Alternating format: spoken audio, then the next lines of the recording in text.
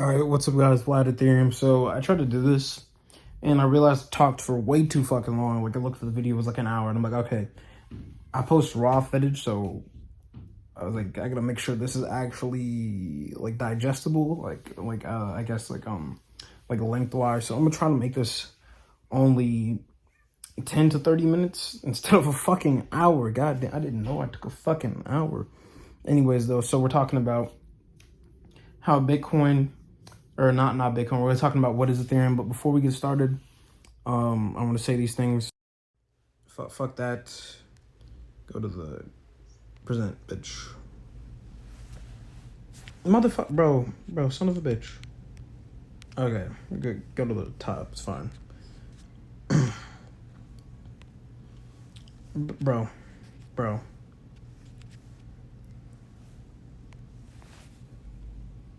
All right, it's cool. That should just go away. All right, so what I want to talk about is before we start, I want to answer one of the questions that I got asked in DM because a couple days ago on Instagram I asked, like ask me any financial questions, I'll answer them in YouTube videos. So I'm going to start off doing that. So somebody asked me, how much money do I need to start investing and making returns? It's not about having money. It's about you putting your foot in small doors, right? Just so you can get a view of what's going on and what you're investing in. Like if you invest in stocks, if you think stocks are the safest thing, you're dumb, you're wrong. I mean, if you look at the way the stocks are performing right now, most stocks are down. That we went through a 10-year bull market, and you think we're not going to come down at some point? Okay, bro. You think like Bitcoin. Some people are bitching and moaning about, oh, Bitcoin is down, Ethereum is down. It's down. Within the last year, it went up. But if you look year over year on a 3, 4, 5 year time frame, it has been higher than it once was on a longer time frame. So, but a lot of people can't seem to understand that things work differently than they want to understand. Some people think that just because they put in $10,000 that they're supposed to get fucking 10,000 back, and that doesn't make any fucking sense because you don't even understand the investment vehicle that is doing that has done that, and you don't even and if it did go to 10,000, your logic's gonna be, oh well, it can go to 100,000, and you're gonna lose all the money anyway. So a lot of you guys can't even handle money if you got it. It's about, here, I'll tell you what I did, and you can take what you want.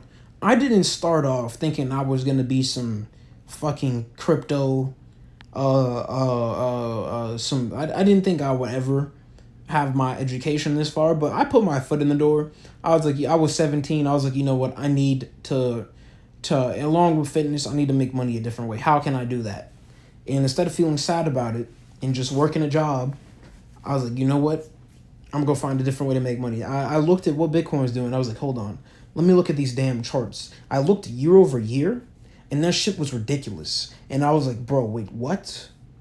I was like, no fucking way. These were at low prices. I'm like, I thought it was the same. Like, I thought it was always expensive the whole time. And I was like, I wasn't thinking at all, bro. Deadass wasn't thinking. And what's crazy about this is, it's just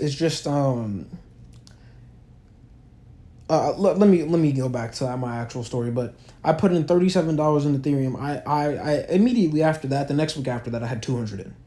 And keep in mind, I didn't even have a job at this point. I had 200 in, and I was like, you know what? I need to find a new fucking job. Like, I need a job now. I need to get my portfolio to 1,000. I was like, if I get it to 1,000, the sooner I get to 10K. And that is true because I was in the right markets, and I was doing it based off fundamental investing, not gambling. I didn't put it in Shiba Inu. I was a big Bitcoin Cash guy at the time, but I don't really fuck with that shit anymore. Fuck with regular Bitcoin, not Bitcoin Cash. It's not physical cash. It's a completely different fucking narrative that I'm not even gonna explain. It's kind of nerdy. It's not even nerdy. It's just a different economic system that is bound to fail, which I realized way later, but it's fine. You gotta just read. You just gotta not put in all your fucking money on the first try, and you gotta actually have some skin in the game. I know it's kind of cliche, but you gotta have like so a lot of people will tell you, "Oh, I'll get educated and then I'll invest." Well, if that was the case the first time you said that 5 years ago, you'd be a millionaire by now, but you never did it. So, like I don't know what you're talking about. Like literally, like ask yourself, what's $30 for you to put into crypto and Bitcoin? And oh, it's gonna go to zero. It's not going to zero. Number one, you don't know what the fuck you're talking about. Number two, even if you did, like, if you can't handle the downside, I'll put it like this. If you can't handle the downside of an asset, you are never bound to have the upside of an asset. So I don't want to hear shit when people talk about, only if I bought Bitcoin at $1, your ass would have sold it 100. Fuck, you would have sold it 10.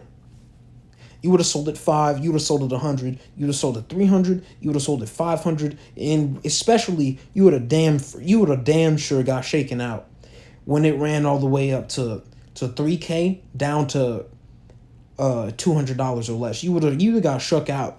Your ass would have been shook when that shit ran up to 20 grand, ran down to 3K, dropped 50% in the day due to COVID. Your ass would have been shook. You'd have been like, oh no, Bitcoin's a scam. It's a scam, man. You also would have been goofy. I mean, you still are. But you wouldn't even be fucking open to the idea. So I don't want to hear shit about, oh, only if then when. Like, type, you can't have that mentality, bro. Like, you can't. What the fuck? Another example. Well, actually, that's all I'm going to say for that. You just got to start off slow. You got to have a little bit in the game, and none of this is financial advice, right? We're going to get to that.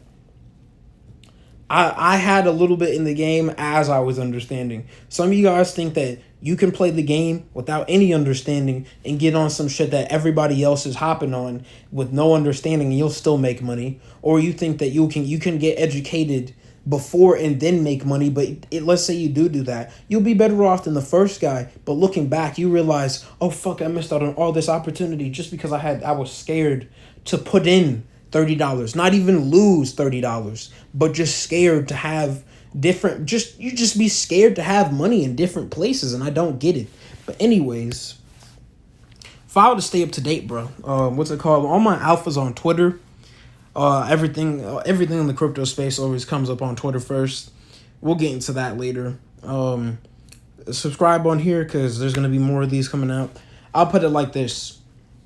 There's so much alpha I've seen come out on Twitter within the past 7 months with NFTs. One of these entries I was able to get into. Actually, I've had multiple entries. I've had like 4 potential entries with these NFTs. And I'm not here to endorse NFTs, but it's NFTs on Twitter are the connections for the personas of the people that also just do regular crypto. I'll put it like that. So it's not just about NFTs. There's like NFT alpha, like a fucking meaning that there's events and shit where people will make money and blah blah blah. Not like paid to learn. Like some of you guys think that this space is full of shit. It's not. It's not pay to learn. Some of them are, but most of the alpha you can find on Twitter is free. There's other kinds of alpha, like just smart people talking. You get a different take, blah, blah, blah, so on and so forth. I'm not even going to go into detail. Oh, actually, I'll put it like this. I found Doodle's NFT at 2 Ethereum. I'll put it like that. I found Doodle's NFT at 2 Ethereum. Did I buy in? No. But you're going to be like, oh, you didn't buy in? It doesn't count. Yeah, because I was supposed to pull out 8K out my ass, even though I knew it was going to do well. Like, I couldn't do that. Even if I wanted to buy in, I wanted to buy in. I couldn't pull out 8K out of my ass, bro. It wasn't happening. Doodle's NFT ran all the way up to 25 Ethereum. I put it like that. I ran into Goblin Town early. 0.1 Ethereum, 0.3 Ethereum, 0.4 Ethereum.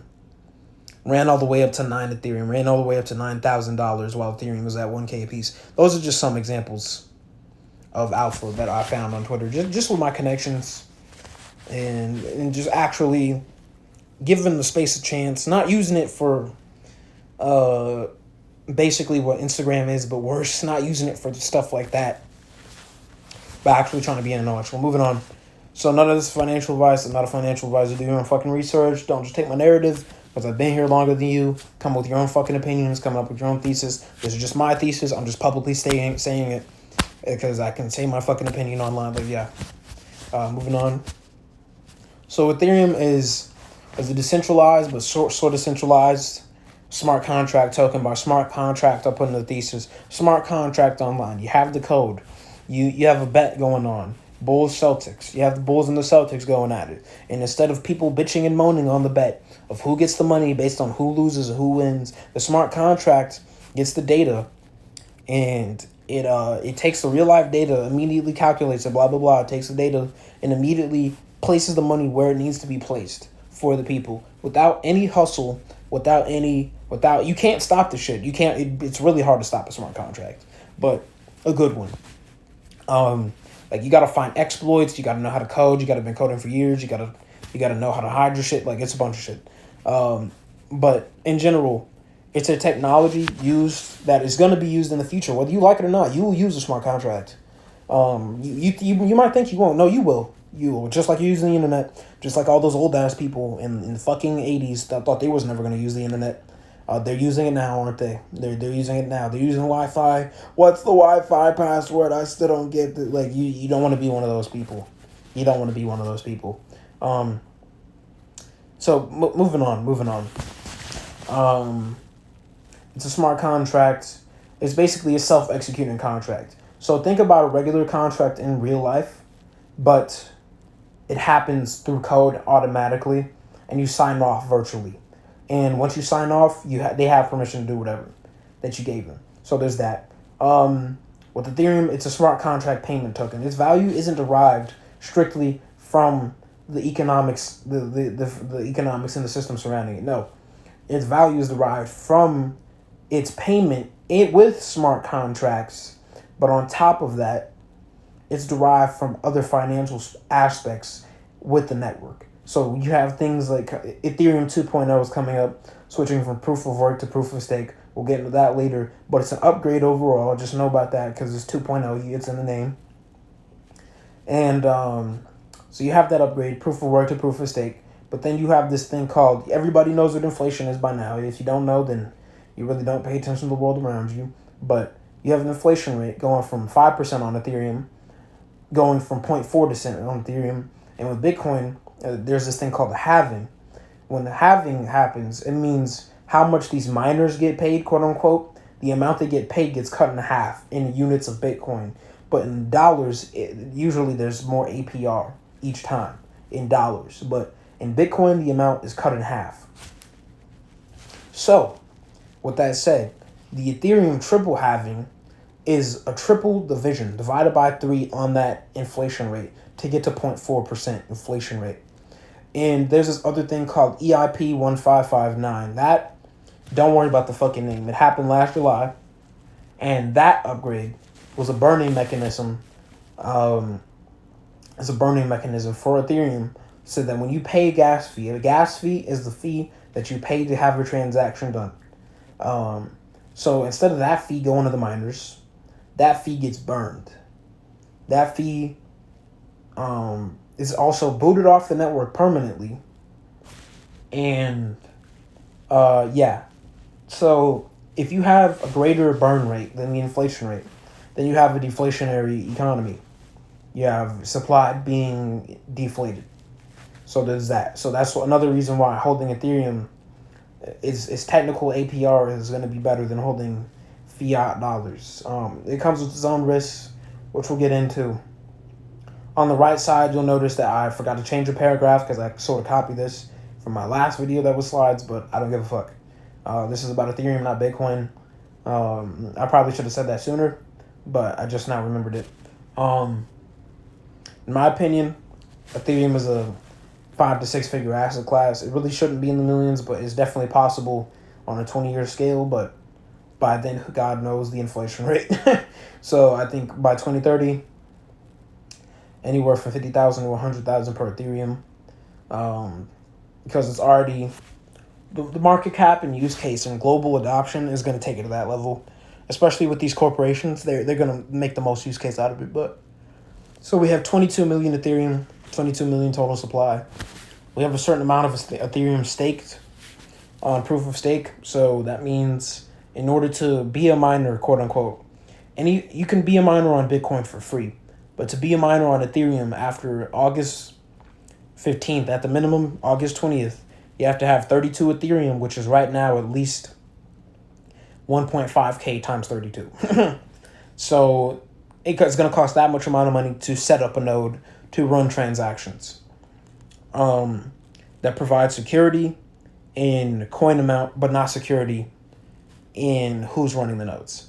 So you get a trade-off. You don't literally get attacked by the coins, but you could get attacked by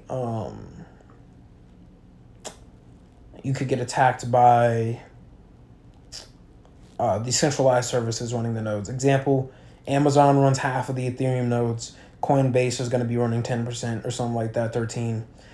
Gemini is going to be running combined. Okay, I'll list the exchanges and I'll say it after. Gemini, Coinbase, FTX, Binance, and Lido Finance. They're going to have control up to 30% of the market share when it comes to having percentage of 30% of the centralized nodes. Amazon's going to have 60%. There's going to be other places that's going to have their own nodes. But for the most part, when you have a node, that means you control the consensus over the network. When you control the consensus over the network, consensus means making a decision. When you make all the decisions over the network and it's too much power but not enough people, and it's not divided enough, then you have an oligarchy, which is kind of what a lot of people are ignoring with Ethereum, but that comes with its own upside and downside. Like, it's going to be profitable if you get in early, yes, but is it what's best for the network? I'm not sure. I can't even say no, but I'm not sure, because it's not like there's not a division in who's going to be making the decisions, but if they all hop on the same agenda, then that's bad, because that's what we see in politics. And we don't want to see that in another financial system again, because that's what we're trying to escape. Anyways, so Ethereum's year-over-year value, I don't give a fuck what you say. This is on TradingView. I don't have the previous bull market on here because it cut off. I'm sure I could find it if I want to, but I felt like this was better because I could highlight the points. So at the lowest low, at one of the lows of the before the bull market started, you see $300 in ETH.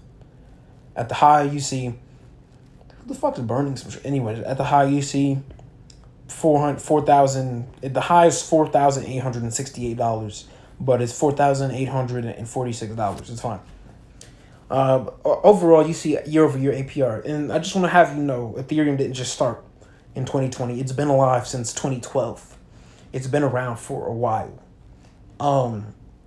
It's no longer, in my opinion, a speculative asset. We had smart money buying into these things. We have smart money investments going into these systems. So I'll put it like this.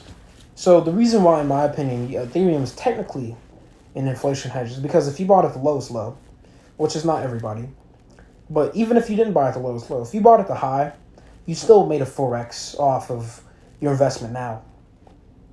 Even if you bought at $80, right?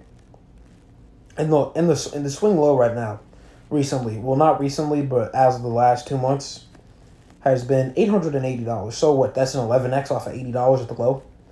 So you're telling me that's bad? That's bad APR. That's bad inflation resistance. Okay, bro. Let me know when you find another asset class that can do that. Let me know when you find another asset class that has 10 years of backing behind it. Then we can talk.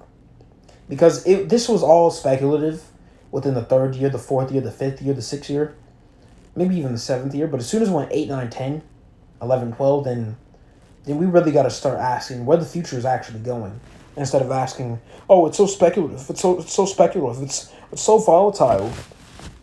It's not volatile in the amount of Ethereum that is made. It's only volatile because people's demands change constantly and the supply is fixed. The supply is fixed. That's why the cash value of these assets is constantly changing, because there is not a finite supply of cash. Cash is infinite. That's why there's so much fluctuation with these assets that don't fluctuate in their own tokenomics. That's why Bitcoin is so volatile, because It has its own tokenomics of a 0% inflation rate in total supply, but you have constant cash value being siphoned in and out, in and out. It's like if you have a farmer, he has 10 pieces of corn. Winter comes, everybody wants to buy the corn. Summer comes, everybody can grow their own corn. But does that not mean he has the same amount of corn? Does that not mean that the demand is going to change depending on the times? Does that mean the corn is any less valuable? It is valuable to the it is more valuable and less valuable to the consumer based on what they need and what they think they don't need, or what they think on how they operate. But is the system of having 10 corn, does that value change?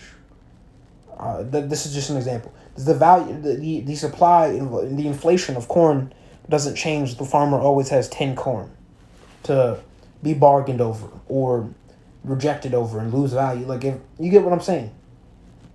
So Bitcoin doesn't have a choice but to be volatile. Anyways, moving on. Even if you look at the lowest low for Bitcoin, last bull market, compared to now, the low might be 14, 13, 12K. Sure, I'll give you that. It might be. And fuck, if we get hit really hard, it might even be 9. But is that not 3x off the low? Is that not 3x off the low? Is that not 3x off the low? Okay, then. And for the most part, for the past year, and people talk about, oh, Bitcoin dropped 60%, Bitcoin dropped 80%. Oh, I bet you bought at the top, didn't you? Because I didn't. I was buying at 40K. I was buying at 50K. I was buying at 30K. I was buying at 38K. Like, I don't know what you're talking about, bro. Talking about, oh, it's dropped 80% it dropped this percent. Your ass like quick money. You like quick money, but you can't even take profits if you really needed to. So I don't know what you're talking about, acting like if you made it that far, you would have realized the gains. Because you would have been on the same boat everybody else was on. Oh, Bitcoin to 100K, Bitcoin to 150K, blah, blah, blah, blah, blah. But here's the thing. Here's the plot twist. What's funny, what you might realize, bro, is that in order for it to get to 69K, people had to buy at lower prices. Wow. Like, for real? People had to buy at lower prices for it to get to that higher price. Wow, I bet you didn't think of that, bro. So deflationary, like I talked about, Ethereum 2.0, Ethereum upcoming merge, triple halving, less of the resource available, deflationary. This is also a different aspect on inflation. So when you have tokens versus the US dollar, you really start to question, where's the value coming from in actual action, right? Because in this government system, US dollar is backed by nothing. It's a confidence game. Explain to me what it's backed by. It's not backed by trade. That's a use case. That's not backed by anything. The global reserve currency, it's a global reserve currency because it is backed by trade. Well, it's not backed by trade. It's use case in trade. It's not backed by anything. It's not backed by oil. If it was backed by oil, then I'm sure we'd have more GDP off oil, but we don't. It's just a global reserve currency based around oil. If there was no oil, it wouldn't be shit. That's why we get our power. That's why we fight all these wars against countries that have oil and decide to switch trading for different dollars and shit, and then they get fucking attacked or like a drone strike or some shit. And I'm not talking about terrorists, dude. I'm talking about people. I'm talking about regular people that wanted to trade with shit other than US dollars. They've gotten fucked. A lot of people have gotten fucked for that. I'm not talking about people that actually want to do bad things. I'm talking about people that were just trading in different currencies that got folded because U.S. government was like, oh, no. We're the world reserve currency. Well, we are, not you. Anyways, how Ethereum goes from 1.5K to 10,000 to 20,000 to 5,000, not 500, $50,000 and beyond. It's deflationary. We talked about supply. The supply is going to be going down. What we have to talk about now is regulation. Regulation with Tornado.cash.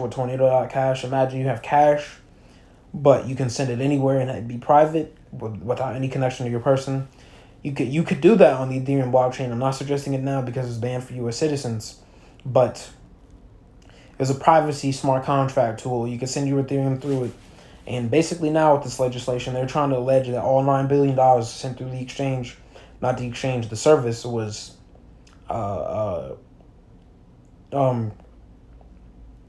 laundered, but that's not true because it's only about 20% of funds, but aren't.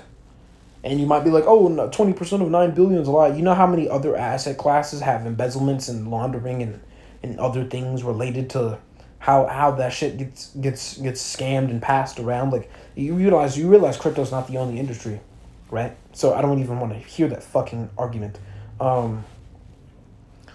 Censorship. Ethereum developers have said multiple times that censorship is going to be built into the Ethereum upgrade. So you got to take that in mind. That's why Bitcoin is censorship proof. It's not a Bitcoin. Ethereum is not Bitcoin, and Bitcoin is not Ethereum, and it needs to stay that fucking way, or else there's no point in crypto. If Bitcoin fails, there's no point in crypto. There's gonna be a point. I'd still do it, but I'd be like, damn, we're really just fucked. If Bitcoin failed, I'd be like, God, fuck. I'd be like, yeah. Anyways, centralized services, like I talked about. So back to this Tornado.cash thing. When the legislation came out that Tornado.cash was banned in the U.S., then now you have centralized exchanges talking about we won't accept any transactions from that smart contract interaction. We have Infura, which outsources Ethereum data, basically meaning outsource, meaning you pay somebody else for a service that you need to keep doing what you need to do. So they outsource that data to Infura, and they will not process any transactions on Tornado.cash. So there's censorship built in, not only with these centralized services, but on the blockchain, because Ethereum allows for such a thing. On the bright side, though, we will have smart contracts in daily life, from regular contracts being put on the blockchain to institutions being forced to pay back their money, or institutions not being able to hold their users' money. So let's say, for example, we have a blockchain exchange, which has yet to be done. We have yet to see a blockchain exchange be done. And I mean a completely decentralized blockchain exchange, which is definitely really hard to do. And it's kind of risky on whoever's making it, but it's definitely possible. I'm not going to talk about that right now, but we have all these centralized services that are going to need smart contracts. We have let's just say, for example, smart contracts in the future will take over the gambling and casino industry. Smart contracts in the future will take over payments, potentially on a larger scale, not daily payments. I think for larger payments, of course, like transaction business payments, yes. They'll be using tickets, NFT tickets. That's the most real life use case, because if you want something verified, you do it on the blockchain, and you create the smart contract with no exploits. That's where the use case is with NFTs. It's not with this dog shit gambling. It's not with this fan club boy profile picture bullshit. It's with actual use case and reality when it comes to non-fraudulent proof of necessity. Necessity of non-fraudulent proof. That's where NFTs come in. Not this dog shit profile picture gambling. There's gonna be brands that come out of it, because there always are. Like, we have D-Gods on Solana. We have who else do we have? We have D-Gods on Solana. We have Pudgy Penguins. We have Sappy Seals, Bored Ape Yacht Club, Unite Yacht Club, Meebits, CryptoPunks. You probably heard about those. We have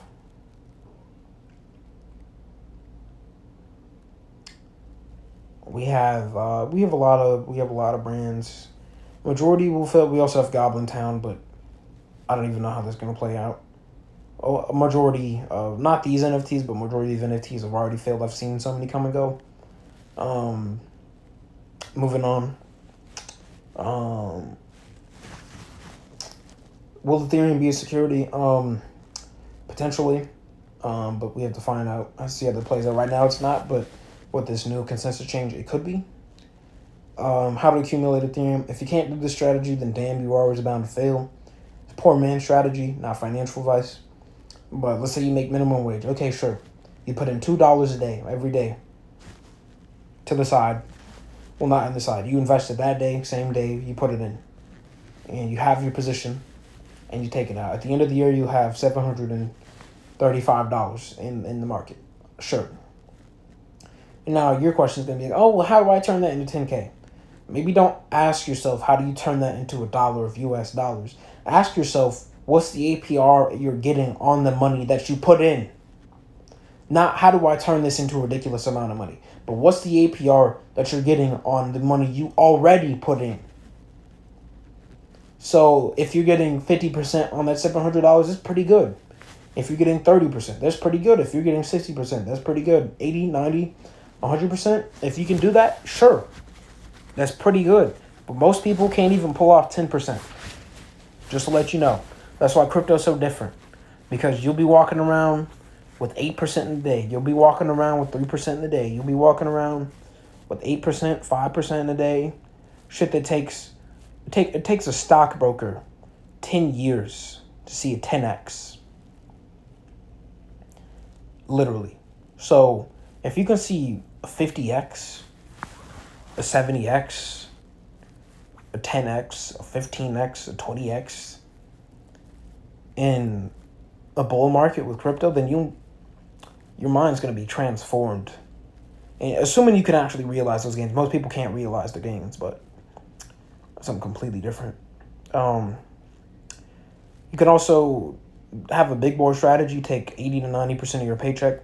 This also depends on how your living expenses are, but whatever you're not spending, whatever you know you can afford to spend, and I don't mean, oh, you have your rent and then you have your other 40% that you have to spend on food and bullshit in your car. I mean the actual amount of money that you don't have to spend on anything, you need to put that shit to the side. You need to put that shit in crypto or something to preserve your net worth. Because if you don't have any cash flow and you already waste the cash flow you already have, right? You waste a small amount you have, then how are you going to expect to have money to work with when you need it? You can't. So there's that. Competition, there's other smart contract platforms like ETH and Solana, but I'm not going to get into those in this video. Moving on. Yeah. How to store crypto. Next topic is how to store crypto. I said this slide was in the last slide video I did, but some other topics I want to cover. Probably yield curve inversion, DXY, S&P, NASDAQ, stock performance, because those things do have a correlation with Bitcoin. Tech stocks, amounts of Ethereum to own, amounts of Bitcoin to own, maybe. And I think for now is basically it. For now. So make sure to like and subscribe for the algorithm. What's it called? Make sure you comment any topics you want to be covered or questions you have, because I'll actually answer them. And thanks for watching, bro. But my thing is, lastly, this is an entirely new revolution. What I want you to do, if you don't have any faith in crypto, a question I want you to ask yourself: if you were born in the 1970s and the internet came around 20 years later, how would you view that? If you were born in the 1980s and the internet came around in 1995, the iPhone came out in 2004, how would you view that? Would you be super speculative like you are now? And now ask, based upon the past, aren't the speculative people then fucked